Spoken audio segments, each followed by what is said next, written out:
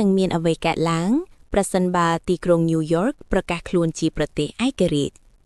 ដោយមានផ្ទៃដីត្រឹមតែ783គីឡូម៉ែត្រការ៉េប៉ុន្តែមានប្រជាជនជាង 8.5 លាននាក់ញូវយ៉កនឹងក្លាយជាប្រទេសដែលមានដង់ស៊ីតេប្រជាជនខ្ពស់បំផុតនៅលើពិភពលោកប្រទេសថ្មីនេះនឹងមានរដ្ឋចម្បង5គឺ Manhattan, Brooklyn, Queens, The Bronx និង Staten Island ដោយ Manhattan ធ្វើជារាជធានីគួរឲ្យចាប់អារម្មណ៍ណាស់ទោះមានទំហំតូចក៏ដោយសេដ្ឋកិច្ចរបស់ញូវយ៉កតែមួយគត់ស្ទើរតែធំជាងសេដ្ឋកិច្ចប្រទេសមួយចំនួនទាំងមួយដូចជាអូស្ត្រាលីឬកូរ៉េខាងត្បូងដែលបង្ហាញថាទីក្រុងនេះមានអំណាចសេដ្ឋកិច្ចខ្លាំងយ៉ាងណា